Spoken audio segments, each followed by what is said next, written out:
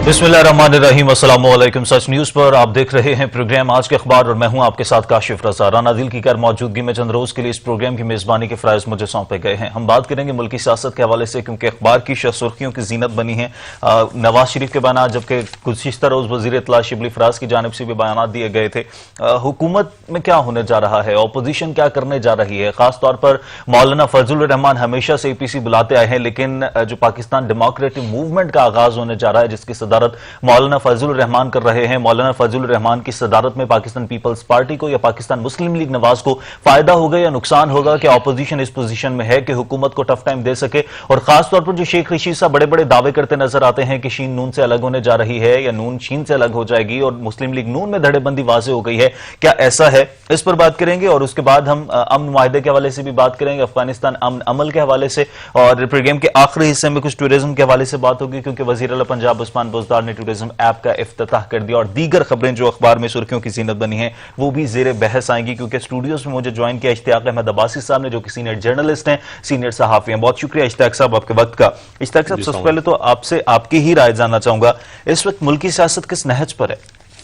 बिस्मिल्लाहिर्रहमानिर्रहीम, thank you very much. मैं समझता हूँ कि मुल्की सियासत में इस वक्त जो गर्मा गर्मी है वो अरूज पे है, और मेरा ख्याल है अपोजिशन जमात और अपोजिशन की बड़ी जमात मुस्लिम लीग नून जो है, उसका भी जो हमारे तक इतलात हैं वो ये थी कि वो 2.5 साल प्लस 6 मंथ हुकूमत को देना चाहते हैं और उसके बाद मुल्क में एक तहरीक का आगाज़ किया जाए। पाकिस्तान में अमूमन हमने ऐसे ही देखा है, इस वक्त ये सूरत हाल जो है वो ऐसी ही है। और अपोजिशन तो अपोजिशन है, हुकूमत भी इस वक्त को अपोजिशन से पीछे नहीं है, बल्कि 2 हाथ आगे है।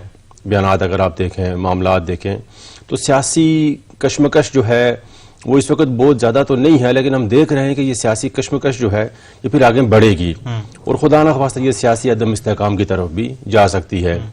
फिर जो APC हुई और उसमें जो नवाज शरीफ साहब का बयानिया जो उन्होंने दोबारा दोहराया, उसके बाद तो हमें सियासी माहौल के अंदर मुस्तकबिल में जो सियासी मंजरनामा नज़र आ रहा है उसके अंदर तो कशीदगी और लड़ाई और वो जो 90 की दहाई की सियासत पाकिस्तान में होती थी जो हमने देखी थी वो दोहराती हुई नज़र आ रही है।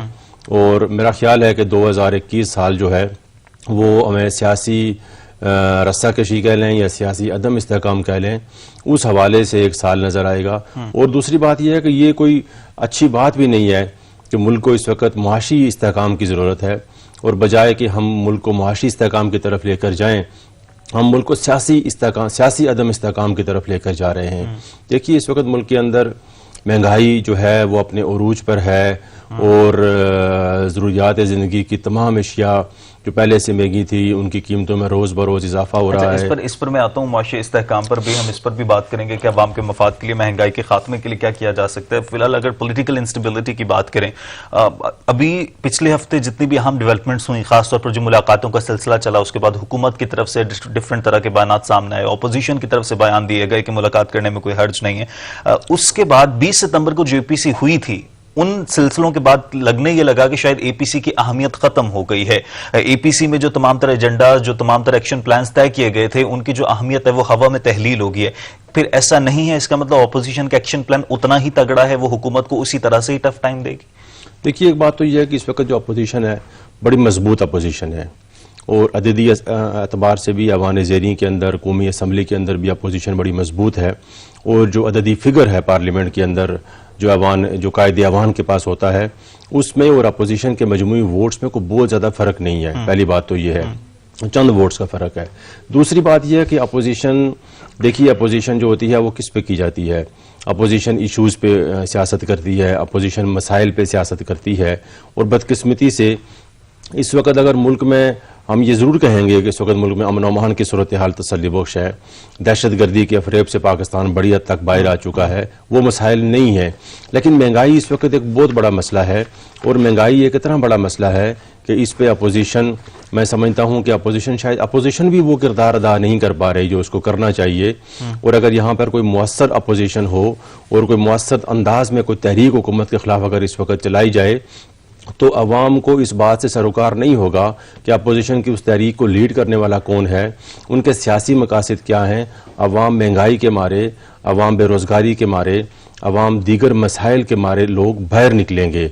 ये एक अच्छा, अगर हम ऑपोजिशन के किरदार की बात करें तो ये जो हुकूमत है जब ये ऑपोजिशन में थी तो इसका एज अ ऑपोजिशन जो किरदार था उस किरदार का कंपैरिजन अगर हम अब की ऑपोजिशन से करें तो अब की ऑपोजिशन क्या बेहतर किरदार अदा कर पा रही है?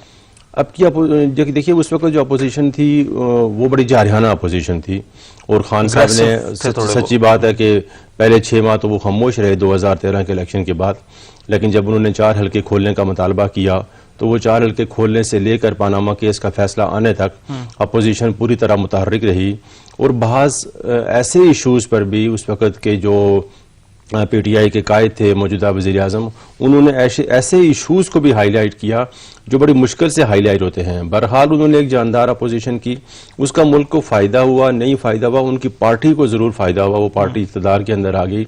अब की जो अपोजिशन है, इस अपोजिशन के अंदर एक डिवीजन है, वो डिवीजन बिलखुसूस इस हवाले से है कि अपोजिशन के जो बड़े रहनुमा हैं, जो बड़ी सोच है अपोजिशन के अंदर, वो ये है कि हुकूमत को कम से कम 2.5 साल का अरसा पूरा दिया जाए ताकि मुस्तकबिल में ये हुकूमत किसी किस्म का जो आप लेते हैं एडवांटेज कि हमें काम नहीं करने दिया गया, हमें रोक दिया गया, वो है। दूसरी बात यह है कि अपोजिशन के रहनुमा ये भी अक्सर कहते हैं कि हुकूमत अपने लिए खुद अपने आप को खुद कमज़ोर कर रही है, कि हुकूमत की कारकर्दगी इतनी मायूस कुन है और मुल्क के अंदर डेवलपमेंट का कोई काम नहीं हो रहा, कोई मेगा प्रोजेक्ट नहीं लग रहा, कोई ऐसा बड़ा मनसूबा नहीं है, लोग तंग हैं।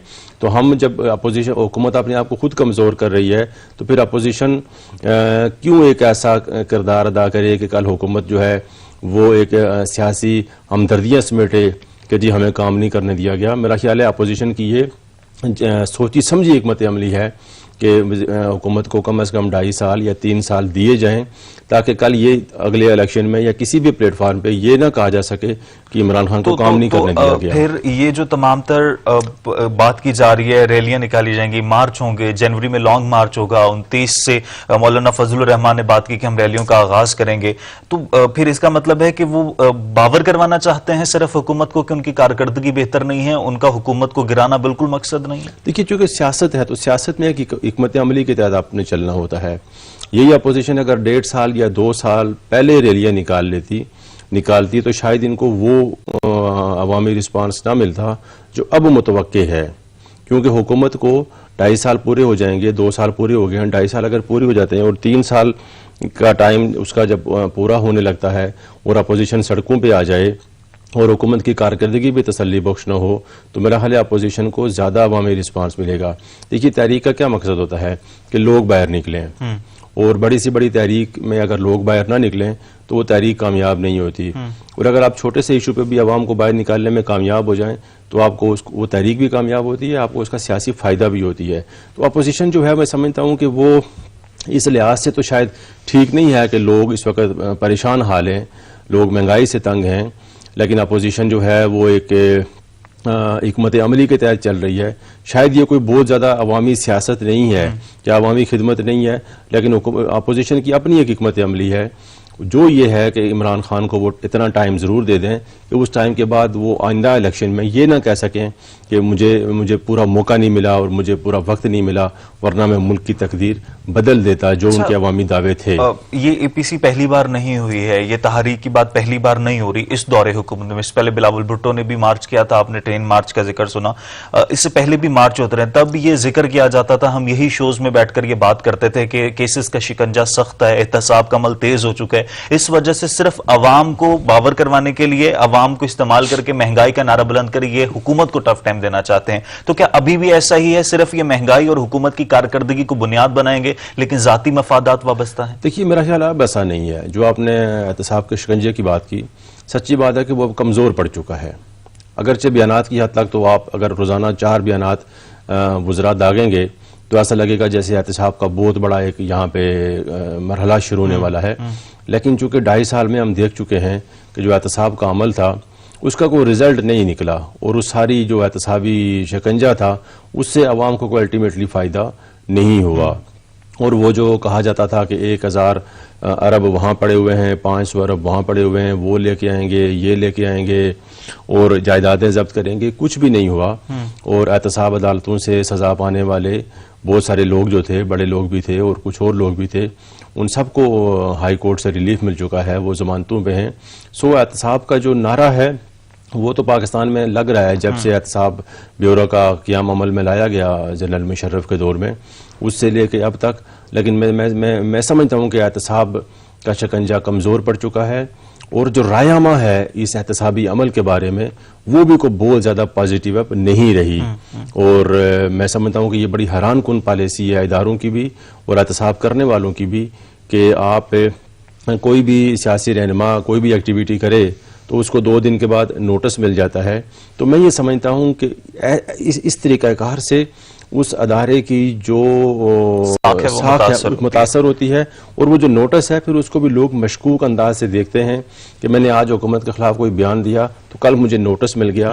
तो ये सूरत हाल। अच्छा, कहीं ना कहीं एहतसाब के अमल को मुतनाज़ा बनाने में हुकूमती वज़रा का भी हाथ है। जिस तरह से पहले उस तरह के बयानात आ जाते थे उसके बाद उसी तरह की कार्रवाई अमल में आती थी, फिर ऑपोजिशन की तरफ से भी ये नैरेटिव सामने आता था कि हुकूमती बेंचेस में जो लोग बैठे हैं उनके खिलाफ उस तरह से कार्रवाई नहीं होती जिस तरह से ऑपोजिशन के अराकीन के खिलाफ होती है। अच्छा, इस्तीफे देने का भी ऐलान हो रहा है। जिस तरह आपने कहा कि ऑपोजिशन इस वक्त मजबूत है, अददी अक्सरियत ऑपोजिशन के पास मौजूद है, लेकिन ऑपोजिशन ने जो लास्ट ऑप्शन रखा है जनवरी में लॉन्ग मार्च होगा, जनवरी के बाद फिर वो इस्तीफे भी देंगे, लेकिन हुकूमत इसके लिए भी तैयार है। मेरा ख्याल है ज़ाहिर है हुकूमत ने बयान किया तक तो तैयार ही होना है, लेकिन जब आपकी आधी पार्लियामेंट ऑलमोस्ट अगर अपोजिशन सारी मुत्तहिद होकर इस्तीफ़ा देती है तो तकरीबन आपकी आधी पार्लियामेंट कौमी असम्बली का अरकान इस्तीफ़ा दे देंगे। और फिर सिंध में चूँकि पीपल्स पार्टी की गवर्नमेंट है और अगर सिंध असम्बली तहलील कर दी जाती है, वहाँ पर वज़ीर आला असम्बली डिज़ाल्व कर देते हैं तो पूरे सूबा सिंध में दोबारा इलेक्शन होंगे। मेरा नहीं ख्याल कि फिर ये ऑलमोस्ट आपके आधे मुल्क में इलेक्शन चले जाएंगे। और मैं नहीं समझता कि फिर किसी भी तरह से इंतज़ामी तौर पे आइनी तौर पे तो ये मुमकिन होगा, लेकिन इंतज़ामी तौर पे फिर आधे मुल्क के अंदर दोबारा इलेक्शन करा देना ये कोई आसान मरला या सियासी हवाले से इसको कबूल नहीं किया जाएगा, पहली बात। दूसरी बात यह है कि अपोजिशन कभी इस्तीफ़े नहीं देगी क्योंकि ये जो अपोजिशन के लोग इस वक्त पार्लियामेंट के अंदर मौजूद हैं, देखिए पार्लियामेंट का रुकन होना किसी भी सियासी जमात की एक जहाँ साख भी होती है वहाँ उसकी ताकत भी होती है। तो मेरा नहीं ख्याल कि अपोजिशन कोई ऐसा कदम उठाएगी, ये एक धमकी होती है। और आपको याद होगा कि जब इमरान खान साहब अपोजिशन लीडर थे पिछली गवर्नमेंट में तो इन्होंने तो बाकायदा इस्तीफ़े अनाउंस कर दिए थे, दे दिए थे इस्तीफ़े। जब ये डी चौक वाला मामला था तो इस्तीफ़े दे दिए गए थे, अनाउंस कर दिए गए थे, अगरचे वो स्पीकर कौमी असम्बली को नहीं दिए गए थे। तो मेरा नहीं ख्याल कि बात असम्बलियों से इस्तीफ़े तक जाएगी। एहतजाजी तहरीक ज़रूर पकड़ेगी, उसमें आपको पॉलिटिकल एक्टिविटी नज़र आएगी, लेकिन इस्तीफ़ों वाली बात पे मैं नहीं समझता कि अपोजिशन इस हद तक जाएगी। अच्छा, इस सारे सिनेरियो में, इस सारे प्रोसेस में मौलाना फजलुर रहमान साहब का क्या किरदार देख रहे हैं? देखिए, मौलाना साहब को कुछ उम्मीदें भी शायद कहीं से इशारे मिले हैं और वो भी या उनके कुछ साथी समझते हैं या उनको कहा गया है कि जी आप भी एक चांस हो सकते हैं मुस्तकबिल में। और हमने देखा कि फिर दरमियान में कुछ अरसा मौलाना साहब की जो सियासत थी, वो जो लॉन्ग मार्च था, उसके बाद उस सियासत ने बिल्कुल ऐसे करवट लिया जैसे दुनिया कोरोना के दौरान खामोश सी हो गई थी। तो मौलाना साहब भी खामोश से हो गए थे।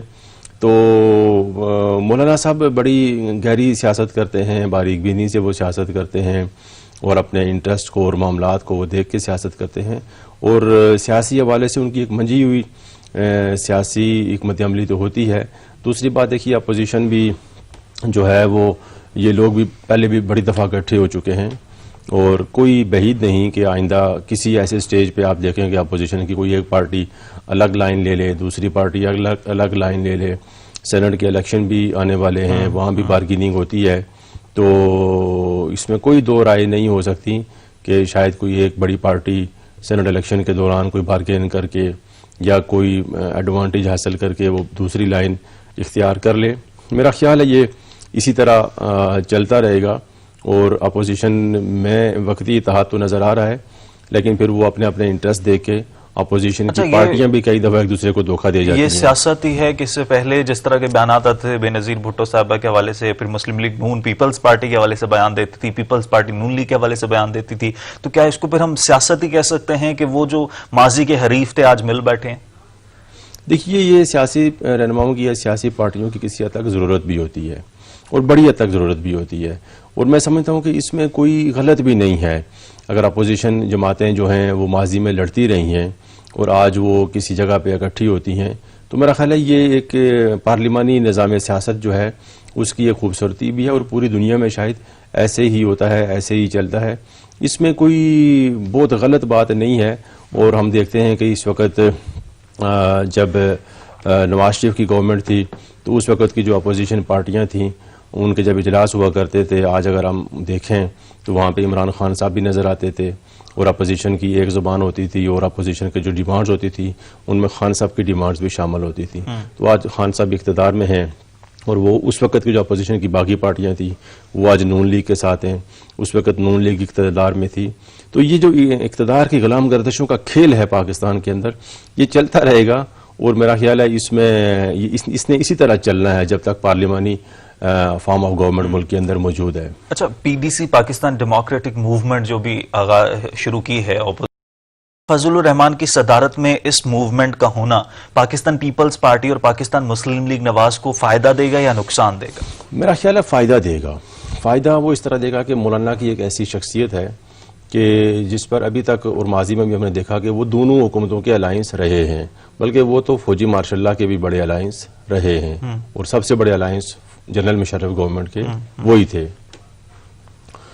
और फ़ायदा सियासी जो हिकमत अमली होगी उसको और अपोजिशन के इत्तेहाद को कायम रखने में मौलाना का बड़ा मुअस्सर किरदार है, और मौलाना का वो किरदार हो गया है जो हम 90 की दहाई में मरहूम नसरुल्लाह खान का देखा करते थे कि वो उस वक़्त एक तरफ मियां नवाज शरीफ को भी बैठा लेते थे और दूसरी तरफ मोहतरमा बेनज़ीर भुट्टो शहीद को भी बैठा लेते थे।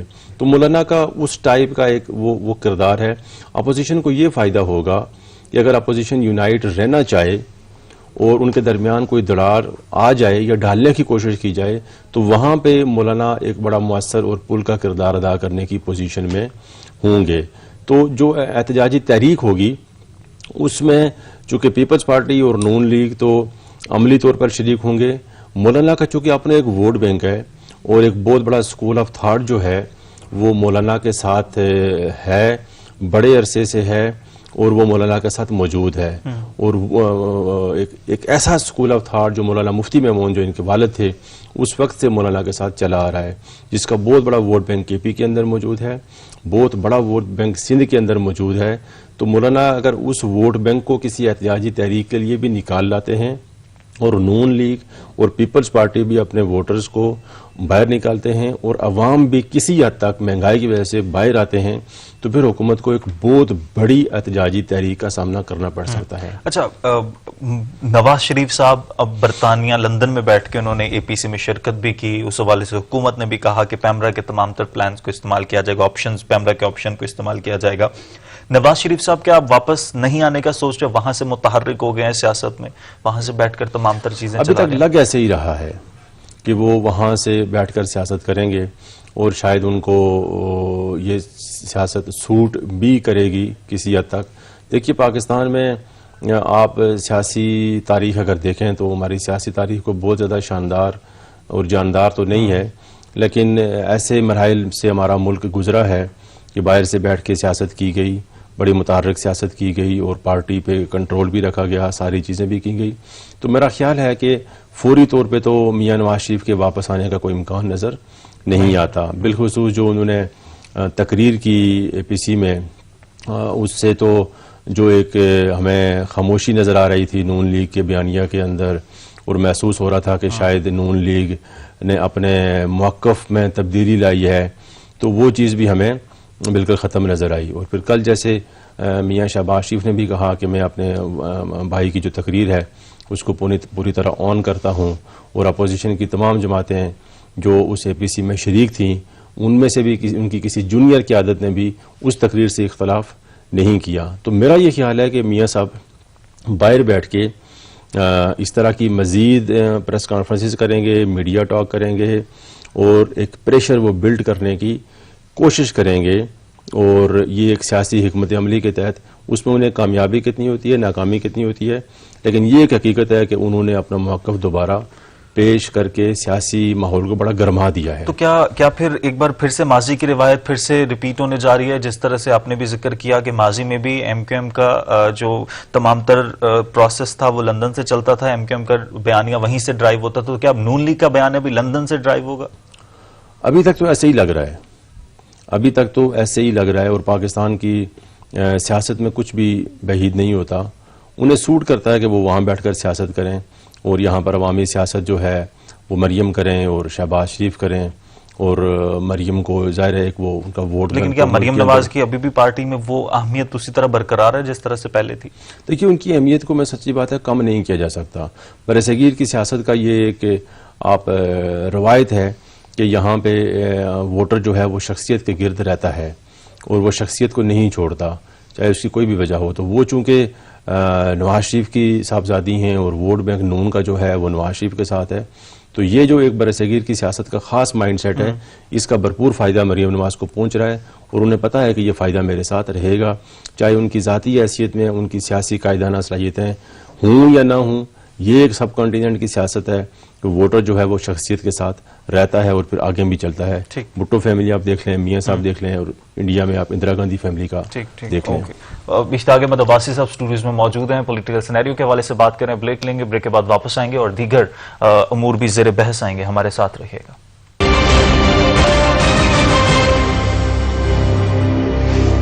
ऑलराइट जी, वेलकम बैक। ब्रेक के बाद वापस आने के शुक्रिया। इश्ताक अहमद अब्बासी साहब सीनियर जर्नलिस्ट स्टूडियो में मौजूद हैं। पॉलिटिकल सिनेरियो पर हम बात करें। इश्ताक साहब, ब्रेक से पहले हम नून लीग की बात कर रहे थे। नून लीग पर एक आखिरी क्वेश्चन, उसके बाद आगे बढ़ता हूं। नून लीग में धड़ेबंदी की आवाजें होगी है जिस तरह से शेख रशीद साहब भी दावा कर रहे थे? मेरा ख्याल है ये वो नून लीग नहीं है अगर जिसमें मजीद धड़ेबंदी हो। अगर धड़ेबंदी होनी होती तो अब तक हो जाती। अब तो 2.5 साल हुकूमत के ऑलमोस्ट पूरे होने वाले हैं और मुल्क अगले इलेक्शन की तरफ जाना शुरू हो जाएगा आहिस्ता आहिस्ता। तो अब अगर कोई धड़ेबंदी बड़े पैमाने पे होती है तो मुझे उसी को वजह समझ नहीं आती कि वो क्यों होगी और नून में धड़ाबंदी करने वाले जो हैं वो क्या हासिल कर पाएंगे। देखिए, एक चीज़ तो हमें माननी पड़ेगी कि नून का वोटर जो है, चाहे वो थोड़े हैं ज़्यादा हैं, जो भी हैं, वो नवाज शरीफ के साथ खड़े हैं। हमें कहीं से भी अवामी सतह पे ऐसी कोई रिपोर्ट मिली नहीं है कि नून का जो उनके कायद का जो बयानिया है वो नून के वोटर्स ने मुस्तरद कर दिया है। तो मेरा नहीं ख्याल कि धड़ेबंदी इसमें होनी होगी या होगी। धड़ेबंदी जब होती है तो फिर वो इब्तिदा में ही हो जाती है। जब हमने देखा था कि जनरल मुशर्रफ का कू हुआ तो अगले 6 महीने के अंदर अंदर मेरा ख्याल है नवाज शरीफ, शहबाज शरीफ और 2-4 रहनुमा उनके साथ रह गए थे, जिसमें सरदार महताब अब्बासी, शाहिद खान और जावेद हाशमी। बाकी तो सारी उस वक़्त के जो सरकर्दा रहनुमा थे वो सारे चले गए थे क्यू लीग में। तो मुझे अब कोई वजह भी समझ नहीं आती और ऐसी कोई रिपोर्ट भी हमारे सामने नहीं है कि नून के अंदर कोई बहुत बड़ी धड़ेबंदी होगी। लोकल सतह पर भी हमें धड़ेबंदी नजर नहीं आ रही, इख्तलाफात होते हैं, लेकिन मैं नहीं समझता कि ऐसी कोई चीज होगी। अच्छा, पाकिस्तान की पॉलिटिक्स में, पॉलिटिकल पार्टीज में खवातीन की सियासत को आप कैसे देखते हैं? बेनजीर भुट्टो साहिबा पाकिस्तान की पहली खातून वजीर आजम थी, उसके बाद पाकिस्तान की मुख्तलिफ पार्टीज में मुख्तलिफ खवातीन आती गई। मैं इसको रिलेट कर रहा हूँ तलाल चौधरी साहब वाले मामले से जो गुज़िश्ता रोज हुआ।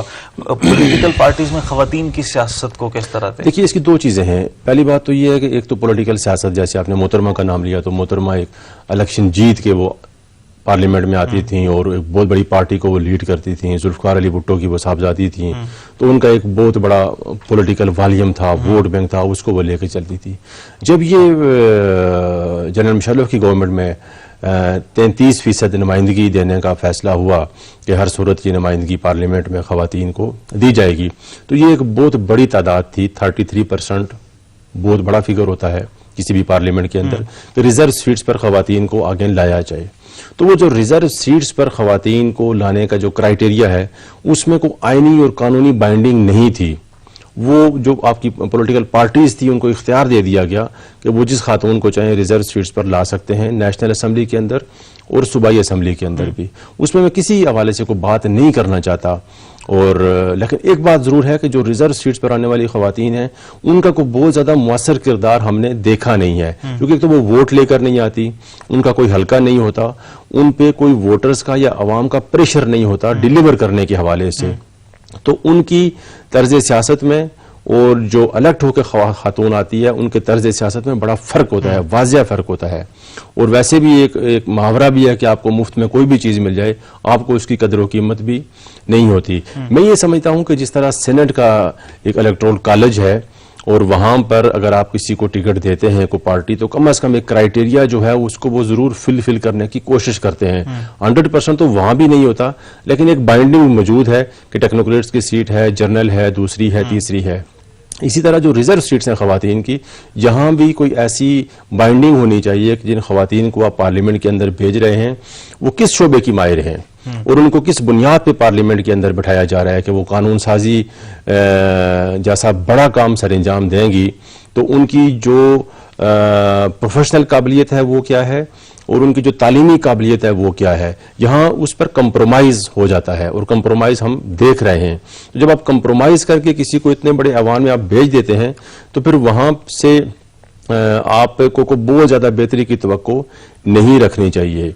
ये जो तलाल वाला मामला आपने डिस्कस किया, यकीनी तौर पे इस हवाले से मुख्तलिफ आरा हैं, लेकिन हमारे जो कल्चर है मुल्क का, इस्लामी रियासत है, इसके अंदर ये बड़ी एक मैं समझता हूँ कि इसको आप नाज़िबा हरकत भी कह सकते हैं, इसको आप एक ऐसा अमल कह सकते हैं कि लोगों ने इसको पसंद नहीं किया कि दो रुकने पार्लियामेंट जो हैं वो रात के पहर में वो क्या वहाँ पे हो रहा था, तो वो उस पर अपोजिशन ने भी शोर शराबा किया और रायामा भी यही है कि जो भी था, अगरचे वो कुछ भी नहीं था, सिर्फ एक रूटीन की मीटिंग थी, वही रूटीन की मीटिंग अगर दिन को होती और ये झगड़ा दिन के 2 बजे होता और तलाल के साथ जो कुछ हुआ वो दिन के 2 बजे होता तो इसका एक और इम्पैक्ट होता। तो रात के 2 बजे होना, ये लोगों ने फिर उसको मुख्तलिफ अंदाज से और अपने अपने अंदाज से देखा। ठीक है, अच्छा ऑपोजिशन की हमने बात कर ली, अब हम जरा हुकूमत की बात करते हैं। आप जिस स्टार्ट में भी कर रहे थे, अभी गैलप का एक सर्वे आया जिसके अकॉर्डिंग 60% पाकिस्तान में लोग समझते हैं कि हुकूमत की मकबूलियत में कमी आई है और 70% लोग ऐसे हैं जो ये समझते हैं कि बेरोजगारी में भी इजाफा हुआ है, महंगाई में भी इजाफा, और वो नजर भी आ रहा है कि बेरोजगारी में इजाफा हुआ है। पहले हुकूमत ये बात करती थी जी हमें विरासत में ये सब कुछ मिला, इस वजह से हम इसको कवर अप करने में हमें टाइम लग रहा है। उसके बाद कोरोना आ गया तो सारा मलबा कोरोना पर डाल दिया गया जी, कोरोना की वजह से मुआशी तौर पर हम अदम इस्तेहकाम का शिकार हो गए, सूरत हाल खराब हो रही है। क्या पहले मैं आपसे ये जानना चाहूंगा, मुआशी इस्तेहकाम और सियासी इस्तेहकाम एक दूसरे से जुड़े हैं या सियासी इस्तेहकाम आता है तो मुआशी इस्तेहकाम भी आ जाता है और अगर मुआशी इस्तेहकाम आता है तो सियासी इस्तेहकाम भी आ जाता है? मेरा ख्याल है कि अगर सियासी अदम इस्तेहकाम हो तो मुआशी इस्तेहकाम कभी नहीं आ सकता। सियासी इस्तेहकाम पहले है। देखिए, जब सियासी इस्तेहकाम होता है आपके मुल्क के अंदर तो इन्वेस्टर आता है, सरमायाकारी आती है बाहर से। और देखिए, सियासी मुआशी इस्तेहकाम क्या होता है कि लोगों की फीकस आमदनी में इजाफा हो, लोगों का जो लिविंग स्टैंडर्ड है वो बेहतर हो, और उसके लिए ज़रूरी है कि आपके मुल्क के अंदर सियासी इस्तेहकाम हो और आपकी जो पॉलिसियाँ हैं उनको जो इन्वेस्टर है वो एक दूररस पॉलिसियाँ समझे और इन्वेस्टर को एतमाद हो, एतबार हो कि ये इस वक्त जो हुकूमत की लाइन है ये कम से कम 5 साल ज़रूर चलेगी। अव्वल होना तो ये चाहिए बड़ी पॉलिसियों के हवाले से, मुआशी पॉलिसियों के हवाले से, कोई भी हुकूमत आए वो वैसी ही रहनी चाहिए, लेकिन हमारी रवायत ऐसी नहीं है और इस हवाले से बड़ी मिसालें दी जा सकती हैं कि किस तरह माजी में ये तक भी कहा गया कि हम जब आएंगे तो हम IMF को कर्जा वापस नहीं देंगे। कल की बातें हैं ऐसे, और अब हम तीसरी किस्त लेने वाले हैं। तो सियासी इस्तेहकाम अगर नहीं होगा तो मुआशी इस्तेहकाम की खामख्याली ही हो सकती है, वो हकीकत नहीं हो सकती। अच्छा, हुकूमत परफॉर्म करने में अब तीसरा साल होने को है। तीसरा साल होता है जो भी आपने प्लान्स बनाए होते हैं उन पर इंप्लीमेंट करना होता है। आप अब अपने रिजल्ट्स दिखाते हैं जी, हमने ये प्लान किया था, हमारा ये मैनिफेस्टो था। शुरू में 2 साल थे, पहले 1 साल जब कंप्लीट हुआ तो कहा गया 1 साल बहुत कम वक्त होता है किसी भी हुकूमत के लिए कारकर्दगी दिखाना, परफॉर्मेंस दिखाना। हुकूमत अभी तक भी उस तरह से परफॉर्म कर नहीं पा रही। क्या वाकयातन ऐसा है? अभी जो आजकल फिर से बहस शुरू हो गई है कि करप्शन और एहतसाब का नारा बुलंद करते करते बाकी सारी चीजें पस मंजर में चली गई, उन चीजों पर तवज्जो दे ही नहीं सकी हुकूमत। देखिए, मैं समझता हूँ इसकी बड़ी वजह तो शायद एक जो समझ आती है वो ये है कि जो कैबिनेट है, कैबिनेट उस पाए की कैबिनेट शायद इस वक्त नहीं है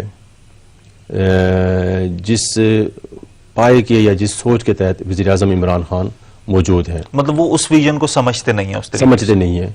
और वज़ीर आज़म इमरान खान की हद तक तो कोई दो राय नहीं है कि वो मुल्क के हालात बेहतर करना चाहते हैं। ज़ाहिर है उन्होंने एक स्ट्रगल की है उनकी एक जद्दोजहद है और वो उसके बाद यहाँ पर पहुँचे हैं। तो ये कैसे मुमकिन है कि एक शख्स इतनी बड़ी जद्दोजहद के बाद किसी जगह मुकाम पे आए और फिर वो तारीख में एक नाकाम वज़ीर-ए-आज़म के तौर पे अपना नाम लिखवाए? ये बात मानने वाली नहीं है। एक तो कैबिनेट की जो कारकर्दगी है और कैबिनेट का जो काबीना चुनी गई और जो पोर्टफोलियोज दिए गए वो शायद को बहुत ज्यादा मेरिट के मुताबिक नहीं दिए गए, पहली बात। दूसरी बात हमने ये देखी कि जवाबदेही का जो अमल है वो बड़ा कमजोर रहा। इमरान खान की हुकूमत का जो सबसे बड़ा मसला समझ आती है कि जवाबदेही का बड़ा फुकदान रहा और किसी मिनिस्टर को कोई ये परवाह और फिक्र नहीं है कि मेरी कारकर्दगी तसल्ली बख्श होगी तो मैं कैबिनेट का हिस्सा रहूंगा और अगर तसल्ली बख्श नहीं होगी तो मैं कैबिनेट से आउट हो जाऊंगा। यानी वो जो पीटीआई की with in the party politics थी वो इख्तिदार में आने के बाद भी जारी रही और पार्टी जो है इख्तिदार में आने के बाद भी ग्रुपिंग का शिकार रही और ग्रुपिंग की वजह से लॉबिंग होती रही और उसमें फिर जो कारकर्दगी है वज़रा की वो मुतासर हुई, पहली बात। दूसरी बात यह है कि खान साहब जो है वो पहले 6 महीने में या पहले 1 साल में वो कोई ऐसा काबिल अमल मेगा प्रोजेक्ट दे नहीं सके या अनाउंस नहीं कर सके जिस पे अमल दरामद शुरू होता। जो उन्होंने किए वो बड़े ऐलानात थे, बहुत बड़े ऐलानात वो कर गए। देखिए 50 लाख घर, ये कहना आसान है, जब उसका आदाद शुमार किया गया माशी और इतनी सारी नौकरियां तो पता ये चला कि ये कई हजार घर रोज तैयार होंगे तो 5 सालों में जाके 50 लाख घर बनेंगे और 1 करोड़ नौकरियां। तो बजाय 1 करोड़ नौकरियों की अगर वो 10 लाख नौकरियां कह देते, 50 लाख घरों के बजाय 5 लाख घर कह देते तो शायद अमल दरामद अभी जो आप बात कर रहे थे कोई बड़ा प्रोजेक्ट नहीं दिया और कोई बड़ा प्रोजेक्ट दे देते तो कहीं ना कहीं 10 लाख क्या कुछ लाख नौकरियां तो कहीं ना कहीं कुछ लोगों को मिल जाती। अच्छा, अभी आपने कैबिनेट की बात की, अब यहाँ पर 2 सवाल होते हैं। पहले भी ये बात करते रहे हम कि काबीना के इंतखाब में खान साहब ने गलती कर दी, लेकिन उसका जवाब ये पेश कर दिया गया जी लीडर का विजन अगर बेहतर हो तो टीम खुद ही परफॉर्म करती है, वो हमने देख लिया। अभी जिस तरह से आपने कहा कि जी इंटरनल पॉलिटिक्स चलती रही पार्टी की, ये वही लोग थे जो मुख्तलिफ दौरे हुकूमत में मुख्तलिफ अदवार में मुख्तलिफ हुकूमतों के साथ रहे। फिर सवाल ये आ जाता था कि जी नॉन एक्सपीरियंस थे, ग्राउंड रियलिटीज का नहीं पता था। इन तमाम लोगों को तो तमाम तर ग्राउंड रियलिटीज का भी पता था, तो क्या फिर इंतखाब में ही गलती होगी? अगर इंतखाब होता तो फिर किसको मंतखब करते और ऑप्शंस क्या थे खान साहब के पास? देखिए लोग तो यही थे। ये बात भी हमें माननी पड़ेगी कि ऑप्शंस बड़े महदूद थे, क्योंकि आपको पार्लियामेंट के अंदर से ही वज़रा का चुनाव करना होता है पार्लियामानी निज़ामी हुकूमत के अंदर, और शायद 5 मुशीर आप रख सकते हैं। लेकिन मेरा ख्याल है कि क्योंकि हुकूमत की जो कारकर्दगी इतनी मायूस कुन है कि कुछ भी डिलीवर नहीं हुआ, अगर कुछ ही डिलीवर हो जाता, किसी एक साइड भी बेहतरी आ जाती तो हम कहते हैं कि ये चीज़ें कुछ ठीक हैं। अगरचे अभी चलें कुछ एक्टिविटीज़ मुआशी वाले से बेहतरी हमें साइन नज़र आ रहे हैं, बिलखुसूस जो रियल स्टेट का पैकेज वज़ीर-ए-आज़म ने दिया है, ये एक शानदार पैकेज है। और उसके बाद हमें रियल स्टेट सेक्टर के अंदर, कंस्ट्रक्शन इंडस्ट्री के अंदर बड़ी बूस्ट नज़र आ रही है। और एमनेस्टी स्कीम भी वज़ीर-ए-आज़म ने दी।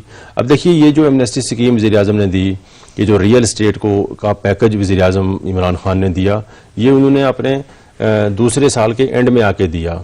यानी पहला साल 1.5 साल तो आपने खौफ की कैफियत कायम कर दी और एक लग रहा था कि इसको भी पकड़ें उसको भी पकड़ें, और लोगों ने, इन्वेस्टर ने अपना पैसा खींच लिया। तो 1.5 साल तो आपने वो ज़ाया कर दिया।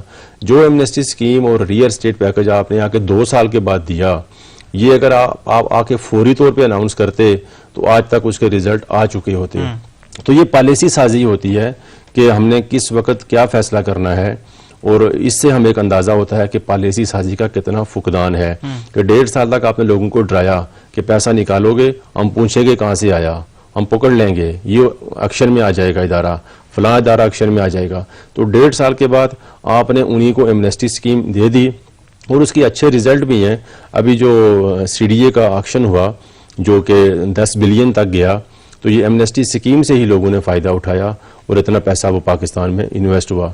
इसी तरह अगर आप दुनिया के बहुत सारे ममालिक, UAE को आप देखें, 2003 से 2019 तक UAE हुकूमत ने कहा था पैसा लेके आओ, जहाँ से मर्जी लेके आओ, हम पूछेंगे नहीं कहाँ से आया। तो UAE कहाँ से कहाँ पहुँच गया। तो इस तरह की चीज़ें जो हैं वो करनी पड़ती हैं हुकूमत को, और नई हुकूमत का तो काम ही ये होता है कि वो कुछ आकर ऐसा करे कि उससे बेहतरी हो। बदकिस्मती से बड़ा स्लो खेला खान साहब ने पहले साल, और खान साहब जो बात करते थे जी, खासतौर पर मईशत को लेकर के मुश्किल फैसले करना पड़ेंगे, वो मुश्किल फैसले तो शायद कर लिए लेकिन उनके नतायज उस तरह से नहीं मिल सके। अच्छा, पॉलिसी साजी की अभी आपने बात की, अब क्या पॉलिसीज इनको बनानी चाहिए कि कहीं ना कहीं बेहतरी आ सके? देखिए, एक तो ये है कि हुकूमत का जिस तरह दावा था कि हम अपने अखराजात के अंदर कमी करेंगे, और हर हुकूमत को चाहे किसी भी तरह से हो, उसको मुल्क के अंदर डेवलपमेंट्स का जो बजट है उसको बढ़ाना चाहिए और उस पर इम्प्लीमेंट उस पे वो लगना भी चाहिए। देखिए, इस हुकूमत में तो जो डेवलपमेंट का बजट है वो भी बहुत सारी मिनिस्ट्रीज़ का लैप्स हो गया पिछले साल, वो इस्तेमाल नहीं हुआ, तो उससे मुल्क के अंदर जो है वो मुआशी इस्तेकाम या मुआशी एक्टिविटी शुरू नहीं हो सकी, पहली बात। दूसरी बात यह है कि इमरान खान को ये देखना चाहिए कि लोग जो हैं वो एहतसाब के नारे से वो उसको एक और तरह से वो देखते हैं। आवाम की जो पहली तरजीह है या एक बंदे की जो पहली ज़रूरियात हैं वो उसकी घरेलू ज़रूरियात हैं, फिर वो देखेगा कि कौन चोर था और कौन फरिश्ता था, वो बात की बात आ जाती है। तो ये चीज़ खान साहब को रियलाइज़ करनी चाहिए कि कहीं मैं अपने अवाम को और अवाम को मायूस न कर दूं, और हम अभी कर दूं, मेरा ख्याल है कि अवाम तो मायूस हो चुके हैं। अभी दोबारा इंतखाबात अगले जब होंगे तो उसमें आपको लगता है कि अवाम इसी पार्टी को दोबारा उसी तरह से मुंतखब करेगी? क्योंकि जो बयानिया पहले बहुत ज्यादा मकबूल हुआ था करप्शन का, एहतसाब का, करप्शन का खात्मा हो जाएगा, तो अब तो लोग सोशल मीडिया पर ये बात करें। सोशल मीडिया एक ऐसा प्लेटफॉर्म है, हर शख्स अपनी आवाज पहुंचा सकता है। अब ये चीज चल रही है कि करप्शन थी तो एक चीज 100 रुपए की थी, अब करप्शन खत्म हो गई है तो वही चीज 500 में चली गई है। तो पीपल आर एक्सेप्टिंग दिस कि हमें करप्शन मंजूर है लेकिन हमें ये सब कुछ मंजूर नहीं है। देखिए, इख्तिदार में बैठे लोगों का बड़ा एक अलमिया होता है कि उनको सच नज़र नहीं आता, वो हकायक को हकायक समझते नहीं हैं, और वो समझते हैं कि जैसा हम सोच रहे हैं लोग भी वैसा ही सोचेंगे।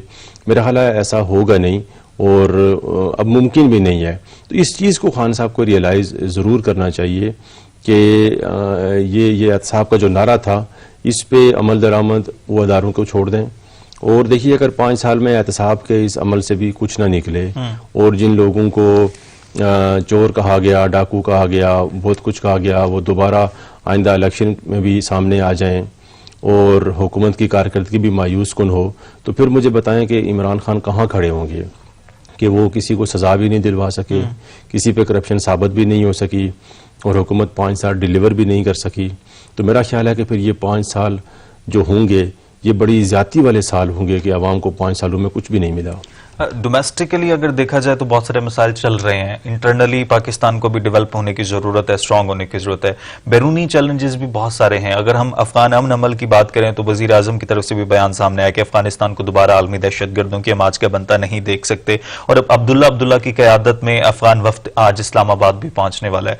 अफगान अमन अमल में पाकिस्तान का जो किरदार रहा है उसका अमरीका भी मोतरफ है। आप क्या समझते हैं कि अफगानिस्तान में अब अमरीकी फौज इनखला करेगी और दोबारा से वो सारी सूरत हाल नहीं होगी? मेरा नहीं ख्याल, अल्लाह करे ऐसा हो जैसा आप कह रहे हैं, लेकिन अफगानिस्तान की तारीख भी कुछ शानदार तारीख इस हवाले से नहीं है। इस हवाले से तो अफगानियों का किरदार यकीनन वो एक तारीख में उनका जिक्र है कि उन्होंने रूस जैसी सुपर पावर को शिकस्त दी। कोई दुनिया की सुपर पावर अफगानियों को महकूम नहीं बना सकी और अफगानी जो है वो लड़ना जानते हैं, मरना जानते हैं। इस हवाले से तो उनकी एक शानदार तारीख है। लेकिन हमने ये भी देखा कि जब वहाँ पर उनके पास इख्तियारात आते हैं तो फिर रस्साकशी, इक़्तिदार, खून रेजी, मार कुटाई की एक ऐसा सिलसिला शुरू हो जाता है कि जिसको आप देख के हैरान हो जाते हैं कि अफगानी जो हैं वो इक़्तिदार की खातर वहाँ पे खून खराबे तक बात जाती है। पाकिस्तान में तो एक हद तक सियासी रस्साकशी होती है, वहाँ पर तो कत्लेआम शुरू हो जाते हैं, ग्रुप्स बन जाते हैं और वो ग्रुप्स जो हैं वो मुतहर्रिक भी हो जाते हैं, वो ग्रुप्स खून खराबा भी करते हैं, खून रेज लड़ाइयाँ शुरू हो जाती हैं अफगानिस्तान के अंदर। तो ये बड़ा अफगानिस्तान का एक अलमिया रहा है कि जब वहाँ पर गैर मुल्की फ़ौजों का कंट्रोल होता है तो अफ़गान दड़े खामोश रहते हैं। जैसे ही गैर मुल्की फ़ौजों का इनखला होता है और अफगानियों को मौका मिलता है कि वो अपने मुल्क को संभालें, तो वो आपस में शदीद तरीन लड़ाइयाँ शुरू कर देते हैं। और अगर माजी में ऐसा होता रहा है और मुस्तकबिल में नहीं होगा, मेरा ख्याल है ये नामुमकिन। अच्छा, जब अमेरिका और तालिबान के दरमियान मुज़ाकरात चल रहे थे तो उसके बाद कहा यह जा रहा था कि दूसरा मरहला होगा बैनुल अफ़गान मुज़ाकरात, तालिबान के अफगान हुकूमत के साथ मुज़ाकरात, लेकिन इसमें पाकिस्तान का किरदार बड़ा अहम रहा है। लेकिन जो पाकिस्तान के दुश्मन है उनको पाकिस्तान का मुस्बत किरदार एक आंख नहीं बात। आपको लगता है अभी भी इंडिया कुछ साजिश करेगा, कर सकता है इस तमाम तरह अमल को सबोताज करने की?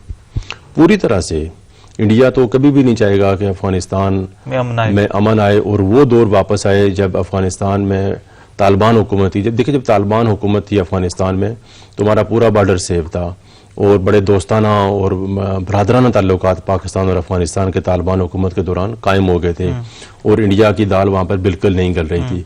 आज सूरत हाल ये है कि वहाँ पर इंडिया के 14 कौंसल खाने मौजूद हैं। सवाल ये पैदा होता है कि इंडिया और अफगानिस्तान की कोई बहुत ज़्यादा ट्रेड नहीं है, एक्टिविटी नहीं है, सियाहत नहीं है, आना जाना नहीं है, तो 14 कौंसल खाने इंडिया के अफगानिस्तान के अंदर क्या काम कर रहे हैं? वो पाकिस्तान दुश्मन सरगर्मियों में मसरूफ़ अमल हैं। अच्छा, अब हम थोड़ा सा लाइटर स्टोरीज की तरफ आते हैं। गुज़िश्ता रोज़ वज़ीर आला पंजाब उस्मान बुज़दार ने टूरिज्म पंजाब ऐप का इफ्तिताह कर दिया। आपको याद है खान साहब ने पहले भी बहुत बातें की, लेकिन साथ साथ वो सैर व सियाहत के शोबे को फरोग देने की बात करते थे। हम जी टूरिज्म सेक्टर को डेवलप करेंगे। टूरिज्म सेक्टर क्या उस तरह से डेवलप हुआ? खासतौर पर अगर हम गिलगित बल्तिस्तान की बात करें तो एक ऐसा इलाका है जो कि वसाइल से माला माल है, सैर व तफरीह के बेहतरीन मौक़े हैं, लेकिन वहां पर ही उस तरह से तवज्जो नहीं दी जाती। इस शोबे पर क्या हुकूमत ने तवज्जो दी है? बाकी सेक्टर्स की तरह ये भी निगलेक्टेड ही जा रहा है अभी? मेरा ख्याल है ये जो टूरिज्म वाली बात है, ये जो मौजूदा हालात हैं या जो इस हुकूमत की जो प्रायोरिटीज़ रही हैं और जो मसाइल हैं, उनमें तो टूरिज्म बहुत नीचे आ जाता है कि अगर आप बड़े मसाइल पे आप कंट्रोल नहीं कर सके, आप मुआशी हालत बेहतर नहीं कर सके, तो टूरिज्म को बेहतर करके मेरा नहीं ख्याल कि इसमें मौके ज़रूर मौजूद हैं पाकिस्तान के पास। बिलखुसूस केपी के अंदर, केपी हमारा बड़ा खूबसूरत इलाका है, खूबसूरत सूबा है। गिलगित के अंदर और बहुत सारी ऐसे मकामात हैं, नॉर्दर्न एरियाज़ हैं, तो टूरिज्म एक वो है। लेकिन मौजूदा हालात में मैं नहीं समझता कि टूरिज्म पे हम कोई फोकस करके हम कोई बहुत ज़्यादा फौरी ऐसा रिजल्ट निकाल लेंगे कि हमारी मुआशी हालत उससे बेहतर होगी। हमें इस पर ज़रूर तवज्जो देनी चाहिए। लेकिन देखिए, जब आपके बड़े मसाइल हल ना हो रहे हों तो टूरिज्म तो एक फिर और तरह की वो आपकी एक्टिविटी आ जाती है, तो उसको आप कैसे ठीक कर लेंगे और ठीक करके फौरी तौर पे आप क्या रिजल्ट उससे हासिल करेंगे? गिलगित बल्तिस्तान को अगर हम देखें, अभी गिलगित बल्तिस्तान का कल भी जिक्र हो रहा था, शहबाज शरीफ साहब ने मुअख्खर कर दिया, मुलतवी कर दिया बिल, लेकिन गिलगित बल्तिस्तान में पानी इतना ज्यादा है कि 50,000 मेगावाट बिजली वहां से प्रोड्यूस की जा सकती है। तवानाई के शोबे वहां पर शुरू किए जाएं तो वहां से पूरे पाकिस्तान को बिजली की फराहमी मुमकिन हो सकती है। अगर वहां की मैशत पर तवज्जो दी जाए तो पूरी पाकिस्तान की मैशत को संभाला मिल सकता है। गिलगित बल्तिस्तान के लोग खुद ये बात करते हैं, वहां के मिनिस्टर्स खुद ये बात करते हैं, लेकिन वो इलाका आईनी हैसियत से महरूम है। लेकिन हुकूमत की तरफ से कुछ इस तरह के प्रोजेक्ट्स क्यों नहीं लाए जाते जो इन तमाम तर पावर के प्रोजेक्ट्स, इस इंफ्रास्ट्रक्चर को बेहतर किया जाए ताकि टूरिज्म का शोबा भी डेवलप हो सके? देखिए, जब गिलगित बल्तिस्तान को हमने सूबे का दर्जा दिया, और सच्ची बात है कि वो एक बड़ा हसास मामला था और उसके बावजूद उसको सूबे का दर्जा दिया गया, तो उसकी वजह सिर्फ यही थी कि इसकी इंतज़ामी सलाहियत को बेहतर किया जाए और यहाँ के जो वसाइल हैं उनसे इस्तेफादा किया जाए, और उसकी एक यही वजह हमें समझ आ रही थी। अदरवाइज़ वो कश्मीर का हिस्सा था। लेकिन हम देख रहे हैं 2-4 पिछले जो इलेक्शन गुजरे और अब भी जो इलेक्शन हो रहे हैं, जो पाकिस्तान की सियासत है वो वहाँ भी उसी तरह से हमें देखने को मिल रही है। तो उसकी वजह से वो जो असल मकसद था गिलगित बल्तिस्तान को सूबा बनाने का या सूबे का दर्जा देने का, वो हासिल नहीं हो पाया। और जैसे हम अपने बाकी 4 सूबों के अंदर मसाइल हैं, वो मसाइल वहाँ भी हम लेके चले गए हैं, तो जिसकी वजह से गिलगित बल्तिस्तान से जो आपने बात की उस पर रिजल्ट नहीं आया। Thank you very much. Ishtiyaq Ahmed Abbasi साहब सीनियर जर्नलिस्ट हमारे साथ मौजूद थे और तमाम तर गुफ्तगू आपने सुनी। पॉलिटिकल जो टेम्परेचर है वो अभी तो नहीं बढ़ रहा, लेकिन आने वाले वक्त में बढ़ सकता है। लेकिन एक ही ऑप्शन हुकूमत के पास है कि महंगाई पर काबू पाए, आम आदमी को रिलीफ दे, तो तमाम तर मसाइल पर काबू पाया जा सकता है। आज के प्रोग्राम से इजाजत दीजिए। अल्लाह ने के पान।